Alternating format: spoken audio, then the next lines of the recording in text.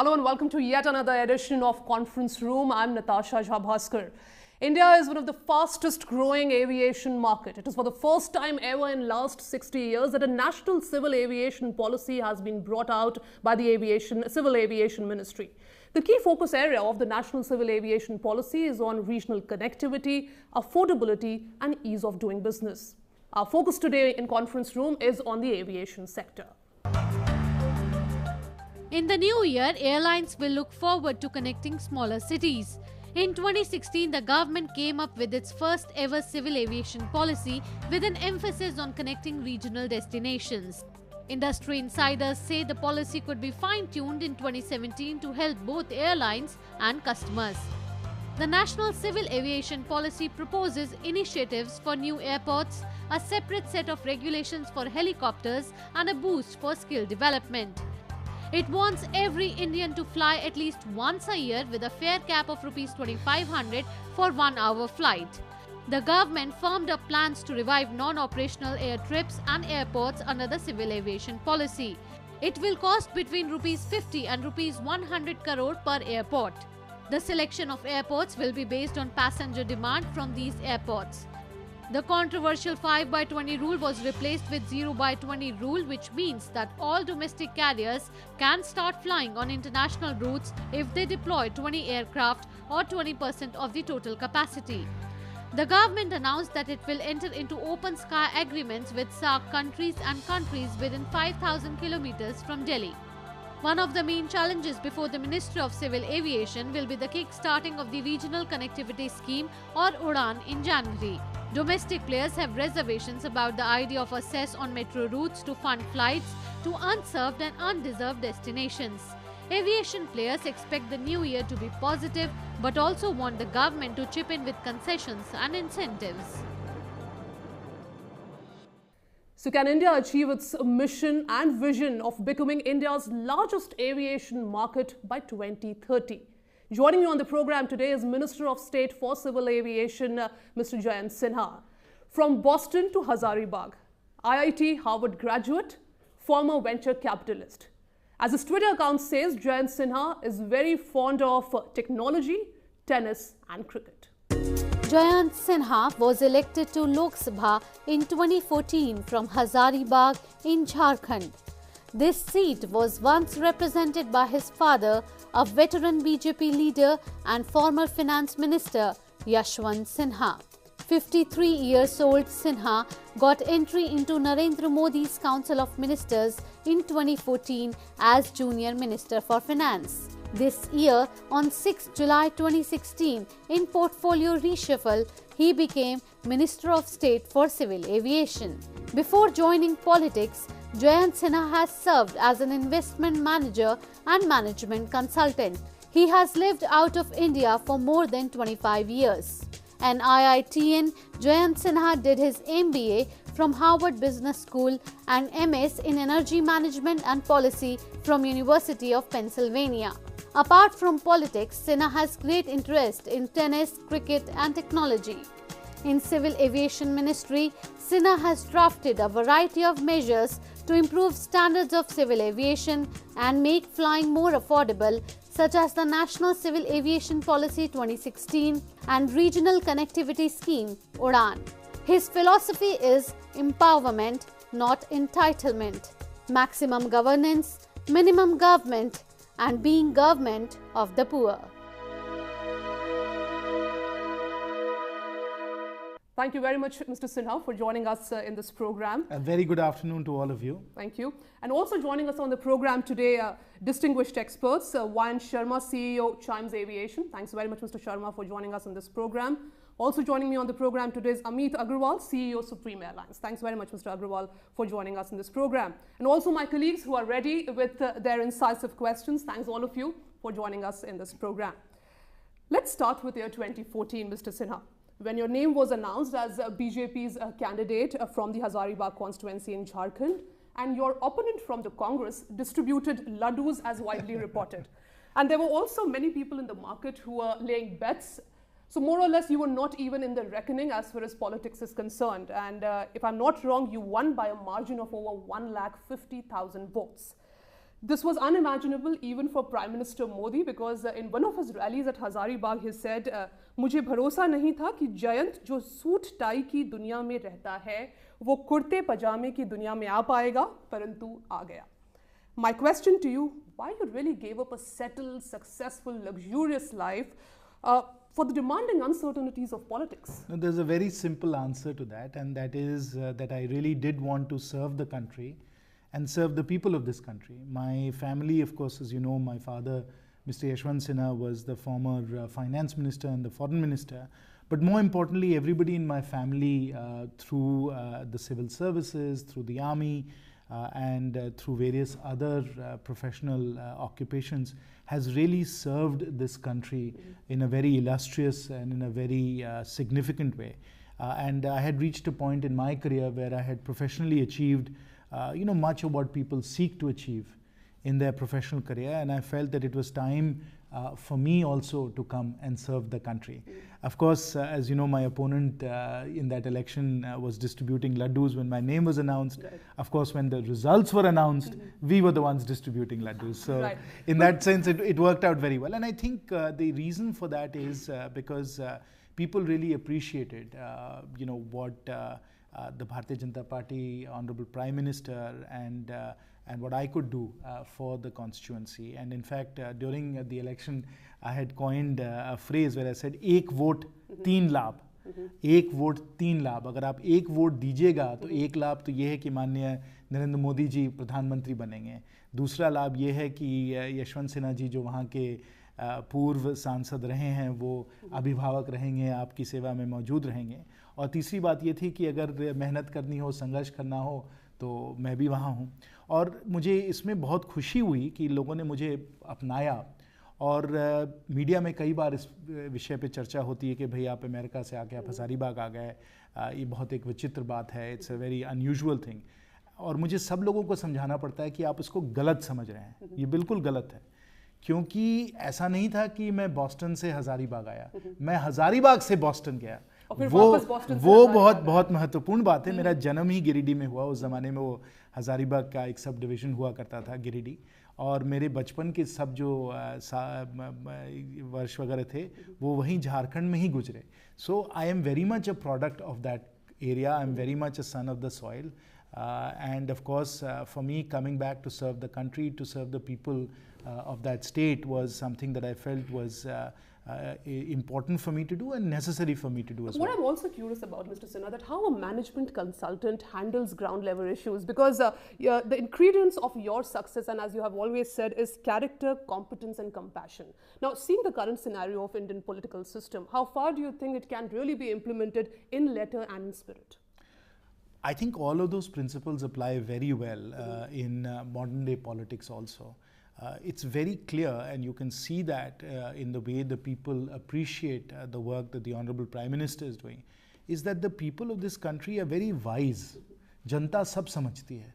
जनता जानती है कि ईमानदारी से, काबिलियत से कौन काम कर रहा है और कौन नहीं काम कर रहा है. और जैसे हम लोग चुनावी प्रचार में भी कहते थे, अभी भी कहते हैं कि एक तरफ विकास की राजनीति है, एंड पीपल अंडरस्टैंड कि विकास की राजनीति कौन अपनाता है, कौन करता है. एक तरफ विनाश की राजनीति है कि भ्रष्टाचार में लिप्त कौन है, चोरी चमारी कौन कर रहा है. और फिर जो नौटंकी वाली जो राजनीति है वो भी एक और किस्म की राजनीति है. कुछ लोग हैं जो नौटंकी करते हैं, राजनीति नहीं करते हैं. तो जनता सब समझती है. It's very straightforward for people to understand who are the people in public life who have devoted themselves to the country, who have made massive sacrifices at great opportunity cost, great financial cost, are there to serve the country with no regard for what they are going to gain. Because our only satisfaction and what we derive incredible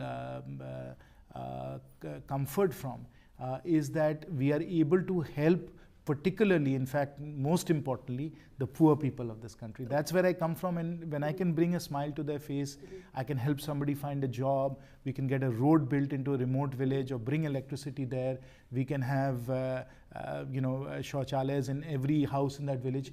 Those are the things you live for, and if you can deliver that and people see that, then all of these principles we'll talk about your agenda for your constituency, Hazaribagh, also, where you also plan to open a call center for the constituents. But if we focus on the Ministry of Civil Aviation, I'm sure many of my panelists here would want to ask you. First question from Mr. Sharma to Mr. Sinha. Yes.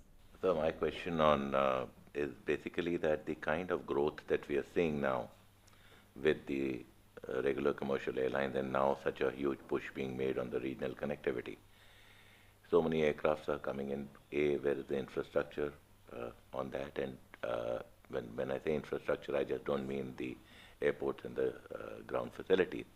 The most critical element, and I think you also must have seen enough studies on the pilots, the most crucial element in an aircraft. That where are we going to find these pilots? Where is the infrastructure to develop so that we have that the throughput coming through? No, you're exactly right. We are very fortunate in the country that our aviation market is growing at more than 20% a year, and in fact probably the latent demand is such that it could grow even faster if we could provide the planes, the pilots, the airport capacity and so on. So we're really only gated on the supply side, not on the demand side.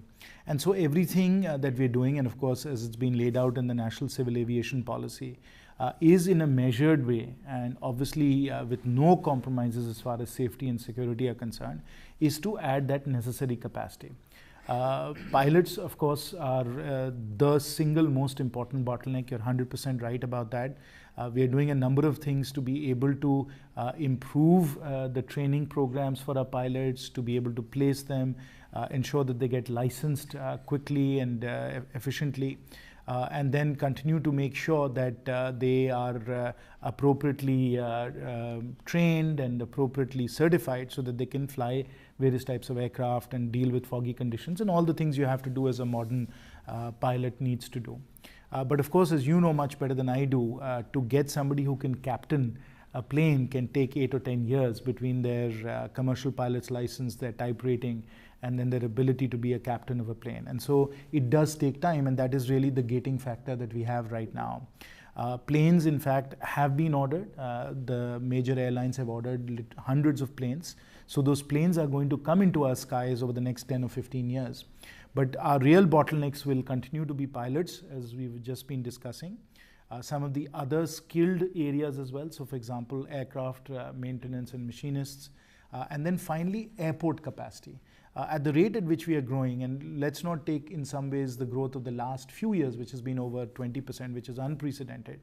But even if we take the long-term growth rate of 10 or 12% a year, which is what we've had in aviation for the last few decades, even at that rate over the next 15 years, we're going to have to triple airport capacity. Let me give you some numbers. Today, this fiscal 17, we'll close this year at somewhere between 140 to 150 million passenger trips, which is where we are right now. China, by way of comparison, is almost at 500 million passenger trips. And the US, with a population of 330 million people, we have a population of 1.3 billion people. The US, with a far smaller population, has over 800 million passenger trips. So you can see that the potential for growth in our country is dramatic, right?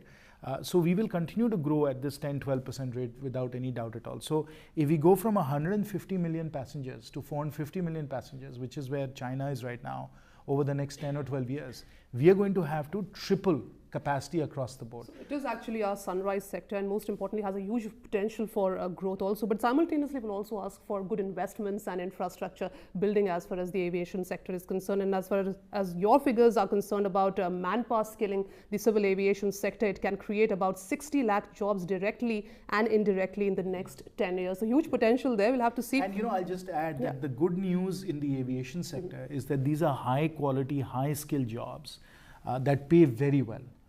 And of course, the employment multiplier, indirect and induced, from aviation is very high. It's over 6. So for every direct job you create 6 other associated jobs. And these are well-paying, high-quality, high-skill jobs as well. And of course, as we ramp up our skill development and our training institutes, aviation around the world is also growing. So India, because we have such a young and talented population, can in fact be a source of these kinds of jobs for countries around the world.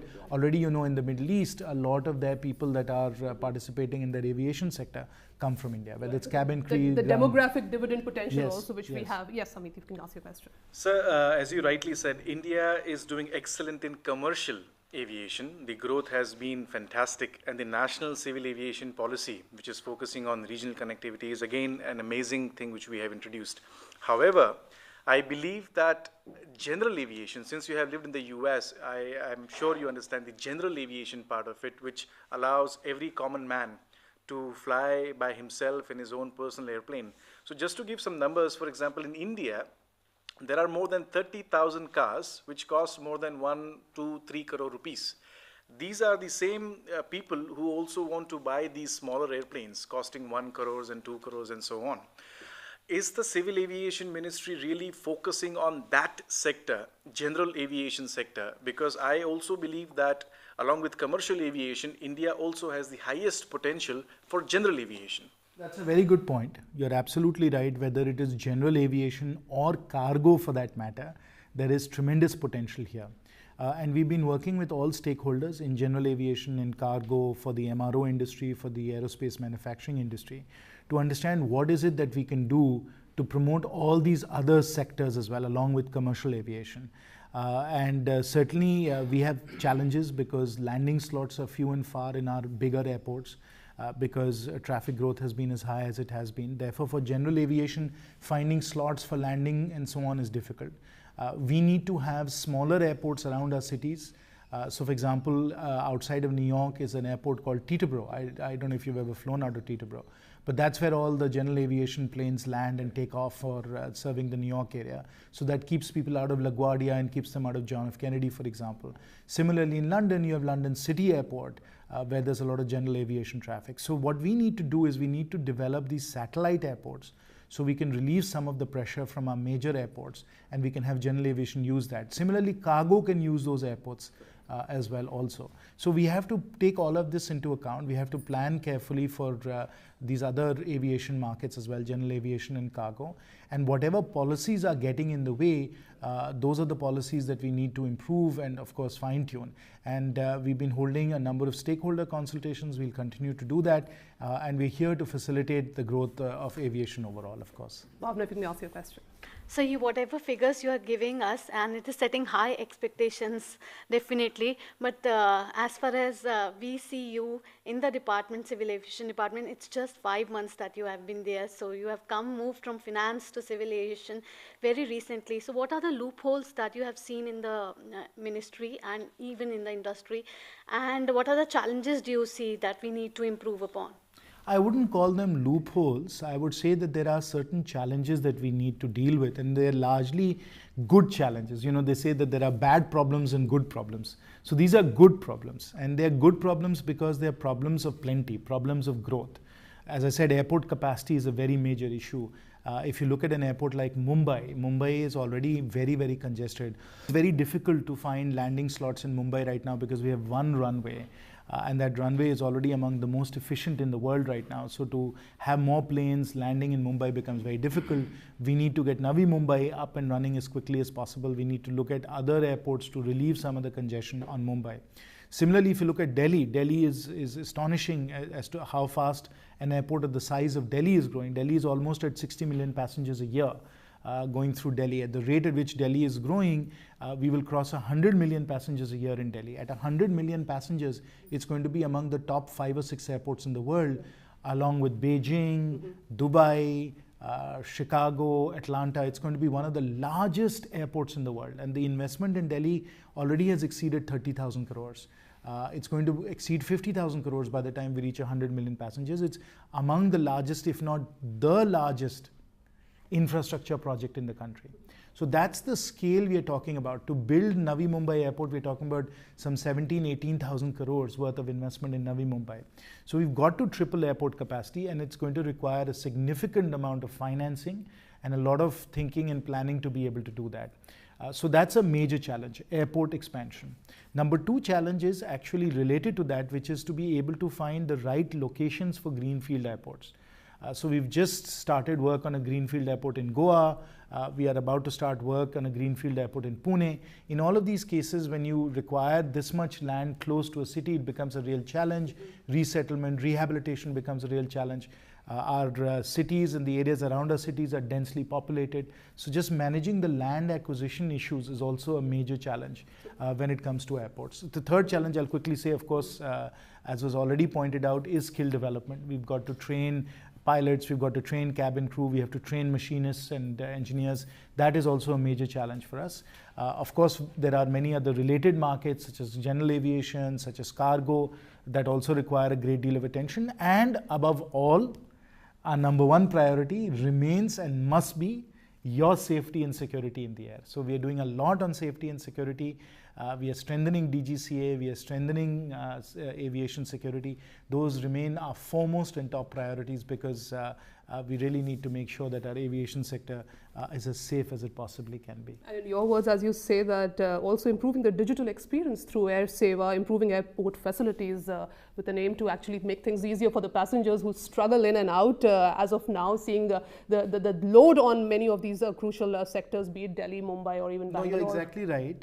So part of what we're trying to do in the national aviation market is to ensure that you have as delightful and digital and seamless an airport experience as possible. We've already moved on many important areas there. So for instance, in 5 of our major airports, we have been running a pilot to get away from baggage stamping, right? So I'm sure I deserve a round of applause for that. Yes. So that is hopefully something that everybody is going to agree is necessary, and we'll go with that. We are also looking for a way in which we can make it completely digital in terms of using Aadhaar as an identifier and getting boarding passes electronically and so on. And then, of course, we have Air Seva itself as an integrated collaboration platform for the entire aviation ecosystem. So all players can collaborate to see where the complaints are, where the pain points are, and then resolve them quickly. And there what we've been able to do is to appoint nodal officers for airlines, for airports and so on, so that they can stay on top of these complaints. But this really becomes a continuous improvement system for the aviation ecosystem, so that we adopt the Japanese philosophy of Kaizen, which is continuous improvement. We find out where the complaints are, if the facilities are dirty, we'll fix them. If the lines are too long, we'll shorten them. Multi-pronged and of course a comprehensive That's what Air approach, Seva, that's what Air Seva is intended to be. It's an institutionalized, systematic response across the ecosystem, all the players, because unlike some other sectors, for example, railways, where largely it's within the control of the government, here we've got many different players that are working together to give you an air travel experience, and we've got to make sure they all collaborate. UDAN is, of course, seen as an extension to the whole idea of regional connectivity. What are the challenges that you consider your government would, or the ministry would face, since the target is like January, you want to release the first one, in fact want to have the first flight of UDAN launched in January. So what are the challenges there? And what about the infrastructure part? You said something about airports. There seems to be about 390 odd unserved, underserved airstrips. So can they also be used? UDAN is one of our most exciting initiatives, and इसके लिए एक नारा जो है मैंने बनाया है वो यह है कि हवाई चप्पल वाले को भी हम लोग हवाई जहाज में बैठाना चाहते हैं. यानी जो लोग आज के समय हवाई जहाज का प्रयोग नहीं कर सकते हैं, हवाई सेवाओं का प्रयोग नहीं कर सकते हैं, उनको भी एक मौका दें. दूर दराज जो एयरपोर्ट्स हैं उनको हम लोग चालू करवाएं, और साथ साथ जो भाड़े हैं उनको भी ऐसे अफोर्डेबल हम लोग रखें, सस्ते रखें, जिसमें कि हवाई चप्पल वाले भी हवाई जहाज का प्रयोग कर सकते हैं और कर भी रहे हैं. बहुत खुशी की बात है. और उड़ान में what we are trying to do is to create this unique market based mechanism, so that airlines can discover certain airports where they feel there is an appropriate amount of demand, figure out which is the right aircraft that's required, because you see, if you have an airport where the demand is, let's say, only 19 or 20 seats per day for, let's say, connection between Bikaner to Jaipur, then you put the right kind of aircraft. You don't put a 72-seater there, you don't put a 182-seater there, that will run at a loss. You put a 19-seater there, or you even go down to a 9-seater. if required. So depending on the level of demand in that underserved airport to a particular location, whether it's Jaipur or Delhi or whatever, you put the right aircraft, and at the right aircraft then we provide appropriate level of subsidy so that you can then run this service. By doing it this way, and also at a very important level, thinking about the costs associated with regional aviation, we have, I think, created a very affordable service for people, which is why I say that everybody will be able to fly. And we've reduced costs dramatically. One, we've said that the ATF taxes are reduced from the levels they are down. They can be as high as 25-30%. They'll be brought down to only 3%. So we've reduced taxes considerably. We've said there'll be no airport charges, which also reduces your costs. We're giving you an exclusive on that route for 3 years if you win that route through bidding, and then we're providing the subsidy. So when you look at the entire package, our thinking is, to your point about these almost 400 airports that don't have flight service right now because it's not economic, by choosing the right aircraft, by availing yourself of these lower costs and the subsidy, you can open up these airports and put services there, flight services there. What's the response like, Mr. Sinha? Because there are many experts who have serious apprehensions as far as the regional connectivity program. No, we've addressed all those apprehensions. We've had many stakeholder consultations, as your experts will tell you. And I think we worked through all of the issues that people had brought up, and we've had a very, very good response for Udan. There are over 31 players that have registered to bid. The bidding process is underway right now. The bids will be opened, and then the services, the flight routes will be awarded in January. And so we're very hopeful that by the end of January, these airports will get activated and we'll start seeing flight service. For how long do you think can the whole idea of subsidies and others can be sustained? I mean, what is the real game plan that the ministry has regarding this, the execution of Udan? Yeah, so the subsidy level is intended to remain in place for 3 years only. And after 3 years, you will not be able to get a subsidy for that route, and by that time the route should become viable. I will tell you that you have to really look at the aviation market in 3 segments. It's very important to consider that. The first segment is the national aviation market, which is our top 30-40 cities, which is very profitable, lots of traffic, doing very well. Delhi, Mumbai, in fact, as a city pair, is one of the busiest city pairs in the world. That's how much traffic there is between Delhi and Mumbai. So this national aviation market is highly profitable, doing very well. Then we get to the regional aviation market. So it's not Delhi, Mumbai any longer, or Jaipur, Delhi.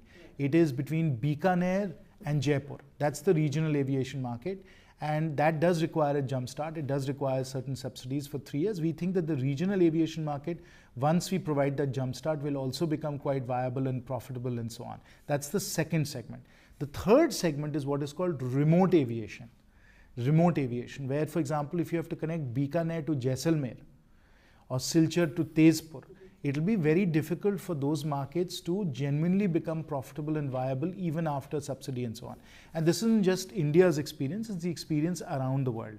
So whether you look at other large countries, whether it's Canada or Australia or the United States, you find that each of these countries subsidizes the remote aviation market because it's an important public good you want to deliver. Subsidized without any time frame? Subsidized without any time frame. So the size of the US remote aviation subsidy is $300 million a year. So it's very significant.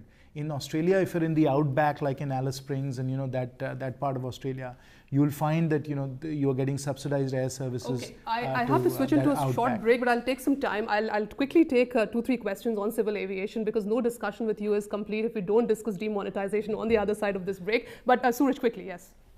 Sir, जैसे आपने बताया कि बीकानेर से जयपुर की service होगी, अगर हम बात करें, जैसे आपका गृह राज्य है झारखंड, अब रांची से जमशेदपुर में क्रिकेट मैच होता था, तो पुरानी यादें हैं कि बसों में क्रिकेट खिलाड़ियों को ले जाया जाता था, या पत्रकार के तौर पे हमें पलामू जैसे क्षेत्रों में रिपोर्टिंग के लिए जाना है तो बाय रोड में काफ़ी जो हमें समय खर्च करना पड़ता था. तो क्या आपको लगता है कि जैसे राजस्थान का आपने एग्जाम्पल दिया, झारखंड, बिहार और जैसे राज्यों में भी ये जो क्षेत्रीय कनेक्टिविटी है वो बढ़ेगी? हमारी कोशिश तो होगी कि सब राज्यों में हम लोग ये क्षेत्रीय कनेक्टिविटी को प्रोत्साहन दें. और आपको खुशी होगी जानकर कि अगर आप पलामू जा रहे हैं या गुमला जा रहे हैं, देवघर जा रहे हैं, हमारे झारखंड में जो सड़कों की जाल बिछ गई है और जो अच्छी सड़कों का निर्माण हुआ है, तो आज वहाँ पहुँचना काफ़ी आसान हो गया है. लेकिन झारखंड का अगर हम लोग उदाहरण लें, वहाँ हमारी कोशिश होगी और हम लोगों ने राज्य सरकार के साथ MOU का भी हम लोगों ने हस्ताक्षर कर लिया है और इस MOU के तहत हमारी कोशिश होगी कि कई सारे वहाँ हम लोग हवाई पट्टे जो हैं उनको चालू करें। जमशेदपुर को तो करना ही करना है, पर लेकिन बोकारो, धनबाद, दुमका, देवघर, हज़ारीबाग, पलामू, गिरिडीह, इन सबको हम लोग जोड़ने की कोशिश करेंगे। अगर हवाई पट्टा बना सकते हैं पूरा, हम लोग वहाँ flight service fixed wing aircraft जैसे डॉर्नियर 19 सीटर हो या कुछ हो उसके द्वारा कर सकते हैं तो वो बहुत अच्छा रहेगा।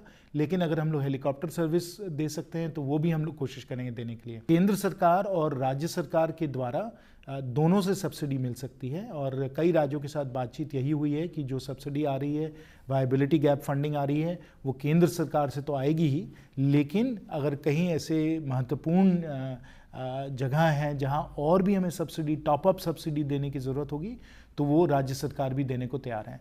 तो इसलिए बड़ा हम लोगों को विश्वास है कि हम लोग मिलजुल कर भागीदारी में इस तरीके से काम कर सकते हैं कि जो हमारे हर प्रदेश में, हर राज्य में हम लोगों को जो कनेक्टिविटी हम लोगों को प्रदान करनी है हम कर पाएंगे। What type of response you are getting like for this UDAN scheme from the common people? Are they very much excited about this or do they feel that? लोग तो बड़े उत्साहित हैं क्योंकि देखिए मैं बताऊं कि एक विचित्र बात है कि आज के समय लोगों का एक एस्पिरेशन बन गया है, लोगों का एक सपना बन गया है कि हम लोग भी हवाई जहाज़ पे बैठें, हम लोगों को भी हवाई जहाज़ की सुविधा मिले। और अगर आप सोचें और समझें कि किस टाइप का एक स्टूडेंट की एक ज़िंदगी को अगर आप देख लें, कोई स्टूडेंट है जो अभी हज़ारीबाग में है, उसे बेंगलोर पढ़ने जाना होता है। बहुत सारे ऐसे हमारे ही क्षेत्र में ऐसे विद्यार्थी हैं। तो आज के समय अगर वो ट्रेन पे जाएं तो 36 घंटे, उनको 48 घंटे लग जाते हैं हज़ारीबाग से बेंगलोर बाई ट्रेन पहुंचने में। अगर आप सीधा मतलब हवाई जहाज़ से रांची और बेंगलोर को जोड़ दें, जो हम लोग कर ही रहे हैं, हो ही रहा है किसी तरीके से, तो आप 2-2.5 घंटे में आप रांची पहुंच जाएंगे, रांची से आप फ्लाइट में बैठेंगे, 2.5 घंटे में आप बेंगलोर पहुंच जाएंगे, 5 घंटे में आपका पूरा सफ़र पूरा हो जाएगा। इससे जो सुविधा मिलती है और जो एक एस्पिरेशनल एक लोगों का सोच बन जाता है, वो बहुत ही महत्वपूर्ण है, बहुत प्रभावशाली। Expansion plan of going up from the number of 75 airports to 150 airports through the regional connectivity plan. Final question, Mr. Verma, in this particular segment before we take a short break. Yes. आपने कहा कि हवाई चप्पल वाला भी हवाई जहाज में सफ़र करे, इस पर फोकस है आप लोगों का। मेरा सवाल ये है कि एयर एम्बुलेंस सेवा जो है इस देश के लोगों को मिले और छोटे शहरों में या मेट्रो शहरों में भी जो लोग भीड़ भाड़ के कारण या समय के कारण समय पे इलाज के लिए नहीं पहुंच पाते हैं बड़े चिकित्सा संस्थानों में, उनके लिए एयर एम्बुलेंस सेवा के पर भी आपका फोकस है क्या? एयर एम्बुलेंस सेवा बहुत ज़रूरी है, मैं आपके साथ बिल्कुल सहमत हूँ। विशेष रूप से कई ऐसे लोगों को बीमारियां होती हैं, जैसे कि अगर एकाएक हार्ट अटैक हो गया किसी का, या किसी का ऑर्गन ट्रांसप्लांट करवाना हो, या आप दूर दराज कहीं हैं और आपका कोई बड़ा एक एक्सीडेंट हो गया है और आपको फटाफट एम्स जैसे जगह लाना है, ऐसे कई सारे मौके होते हैं जिसमें कि हम लोगों को एयर एम्बुलेंस की सुविधा देना ज़रूरी है। तो हम लोग कोशिश कर रहे हैं कि राज्यों में किसी तरीके से एक ऐसे हम लोग प्रोग्राम चालू करें जिसमें कि हम एयर एम्बुलेंस का प्रावधान कर सकें। और इसके साथ साथ तो एक जगह ये एयर एम्बुलेंस तो हुआ कि ये आपके स्पेशल मतलब इलाज की ज़रूरत हो तो आप फटाफट ये कर सकें, लेकिन इसके बावजूद एक और बहुत महत्वपूर्ण एयर एम्बुलेंस और एयर मेडिकल सर्विसेज की एक ज़रूरत है कि जैसे हमारे नॉर्थ ईस्ट या हमारे जो पहाड़ी क्षेत्र हैं वहाँ आज के समय आपको डॉक्टर की सर्विस भी नहीं मिल पाती है। तो हम लोग एक योजना देख रहे हैं जिसमें कि regular medical service, regular medical camp हम लोग हवाई जहाज़ या हेलीकॉप्टर से दिलवाएं, जिसमें कि दूर दराज जो एकदम रिमोट एरियाज़ हैं वहाँ तक हम लोग ये मेडिकल सर्विसेज का हम लोग प्रावधान कर सके। तो ये सब चीज़ों पे काम किया जा रहा है। Before I wind up this segment, Mr. Sinha, what about the performance for national carrier Air India? Because as far as the losses were concerned, looks like that it's now the operating cost has, is somehow manageable now. But can we really sustain this in the present scenario? We can not only sustain it, but we will absolutely improve upon it. Air India has turned the corner. Its operating parameters are improving on every dimension. And we are working on a multi-dimensional improvement. These will be private airlines. Improvement strategy. No, I think, so let me just address that directly. I think we have a winning strategy for Air India. Air India can be India's international carrier because they have the wide body planes, they have the pilots, They have the infrastructure in terms of the repair, maintenance work and so on, and they have the landing slots and the long haul flights to a New York, to a London, to a Tokyo, a Shanghai, a Sydney and so on. So Air India has a tremendous opportunity to be India's international carrier. That's a winning strategy for Air India, and of course it also has to have a robust domestic network as well, which we are also developing. So there is a winning strategy for Air India. We are working hard on a whole host of operational areas, whether it is on-time performance, quality of the product, the food, cabin crew, service and so on. So we're working on those operational issues. We are strengthening their financial position, and we are strengthening their overall corporate governance as well. So when we go through this multi-dimensional program for Air India, we think what will emerge from it is a very strong and robust national flag carrier, which India absolutely needs. So a more multidimensional approach and a robust national carrier. This is what Mr. Jayant Sinha is telling us about the Civil Aviation Ministry. But on the other side of this break, we'll ask him questions about demonetization. He has called it remonetization and not demonetization. It is a watershed event comparable to the 1991 liberalization of economy. Stay tuned. Welcome back. You are watching Conference Room. Joining me on the program today is Union Minister Jayant Sinha. Welcome back, Mr. Sinha. My question on demonetization, where would you really rank demonetization among India's major reforms, and why are you calling it remonetization? Demonetization is a watershed event for India's economy, and you have to put it right up there with the famous Dr. Manmohan Singh budget of 1991, which opened up the external sector and got rid of licensing for many of our industries. You can also place it at the same level as the nationalization of our banks in 1969 by Srimati Indira Gandhi as a real watershed event. Now, the nationalization of the banks was a negative event. It wasn't a positive event, but it was a watershed at that time for the Indian economy. Many were calling it demonetization also as anti-people. Well, that there of are course, people waiting outside well, ATMs. I mean, certainly in 1991, when the Indian economy was opened up, lots of people had their doubts about it, but look at where we are because of that. So this is very much a tremendous watershed event for India's economy. And one of the problems that people have when they think about what has happened in demonetization is they confuse the temporary with the permanent. So we are going through a temporary phase right now where, yes, there isn't sufficient cash, and certainly there is a downturn in many sectors, consumption has come down, but these are only temporary effects. Very quickly in the next few weeks, and certainly by January, all of these temporary issues will subside as cash comes into the market.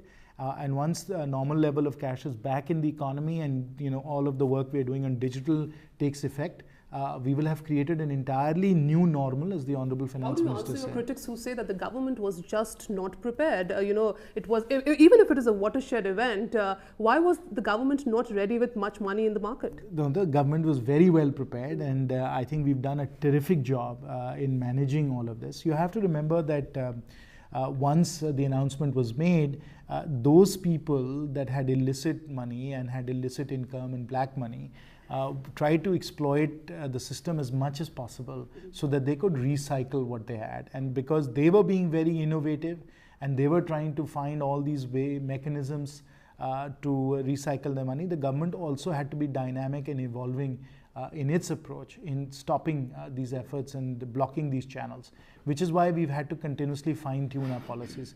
But जैसे मैंने हिंदी में कई बार कहा है कि अगर जो बेईमान हैं और टैक्स चोर हैं जुगाड़ू हैं, तो सरकार भी जुगाड़ू है. तो इसलिए जैसे जैसे आप जुगाड़ करिएगा वैसे वैसे हम लोग भी जुगाड़ करेंगे, और जो परिवर्तन जो नीतियों में लाना है इस कारण हम लोग अवश्य लाएंगे, और हम लोगों ने लाया भी है. So I think all in all, when you look at where we are right now, and I will call it a remonetization process, because demonetization ended on midnight November 8th, where we said that the 500 and the 1,000 rupee notes ceased to be legal tender. Then it became really a challenge of remonetization, which is if you've taken 15 lakh crores out of the economy which were in circulation, how do we bring them back in, and to what level do we bring them back in, and so that the economy comes back to normalcy. And we'll wait for January, February to get the big data and whether this whole move of the government will really catch the big fish or not. Mr. Saha, yes, your question. JNG, since you are from the field of finance and economy, we would expect a very fair and informed answer. I would like to ask you that, do you feel that it could have been done in more effective manner, firstly? And second question is how the common masses are going to be benefited even after the December ends. How really they are going to be benefited? The benefits are going to be extraordinary, which is why I call it a watershed event. You have to understand that once we are through the remonetization process, we will have created a new normal, as Honorable Finance Minister said, for our economy. We'll have an economy where there is less cash to GDP, which means the black economy has been massively compressed. Once the black economy is massively compressed, more will come into the tax net, so our tax to GDP will go up, and that money that we're getting back in taxes will go directly to provide services for the poor through the Pradhan Mantri Garib Kalyan Yojana. So that's one very major benefit, which is higher tax revenues, more for our poor people. Number one major benefit. Number two major benefit is that we've got a lot of low-cost deposits that have come into our banking sector. Our banking sector was in a delicate state, as you know. With these low-cost deposits coming in, our banking sector has become a lot more robust. And as our banking sector becomes more robust, is better capitalized, they'll be able to lend faster, they'll be able to take your deposits and use the multiplier effect of credit to really drive the economy.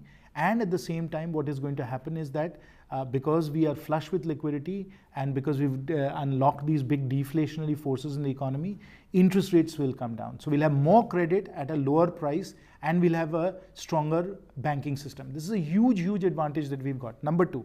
Number three, we are moving towards digital. As we move towards digital, the frictional costs in the economy come down, the velocity of money goes up, and this enables us to grow GDP even faster. And so we've established a new normal for the economy with these three very major advantages, and the transient effects that we're seeing now in terms of some downturn and some reductions in consumption will more than be offset in the next quarter, and thereafter the impetus that we'll get in our economy, the long-term compounding power of, let's say, 0.5% higher growth into perpetuity is so much higher than any decline in GDP growth rate in this quarter that if you look at the trade-offs here and the costs and the benefits far, far outweigh the costs. This is understandable, but my first question, could it have been done in more effective manner? Do you feel so? I think we handled it very, very well. I mean, this is a massive, massive logistical exercise, just so that you understand what the numbers are like. We took 15 lakh crores, 86% of the cash out of circulation. And we are an economy where more than 90% of the transactions are done by cash. So it is a massive, massive shock to the economy. Relative to the shock, our ability to have enough cash into circulation quickly, to move to digital, handle all of the logistics, and there are more than 600,000, 6 lakh cash distribution points. That we had to introduce cash, and we had to introduce cash in a way that was balanced around the country. All the money could not just be in Mumbai, it had to be in Silchar as well. Right. So we had to move all of this cash, we had to get money in a balanced way around the country, and I think overall it's been handled remarkably well. What happens to the informal sector, Mr. Sinha? Because unorganized sector where maximum transactions happen through cash, and the fact the former Prime Minister Manmohan Singh in his Rajya Sabha speech said that this is going to technically be a loss of 2% of the GDP. Now we are confused because you yourself said it's just in the following quarter. I'll explain that, but let me just finish a point that I was making earlier, which is that yes, there were two areas where it has been somewhat more challenging than we had anticipated. Number one, because we had to print smaller notes so that we could print notes more quickly, and we had decided to do 2,000 rupee notes so that the remonetization could happen more quickly. That meant that the smaller notes could not move into the ATMs that easily. Their ATMs had to be recalibrated. So that was a challenge we had to overcome. The other thing you have to remember is that the 2,000 rupee note and the 500 rupee note are a pair, because you can't get change for a 2,000 rupee note easily. Right. So initially the 2,000 rupee notes were printed because the remonetization could happen quickly that way. But unless the 500 rupee note was there, it didn't really make it that easy and that convenient to do your cash transactions. Now we are printing only 500 rupee notes. So there'll be an inflection point.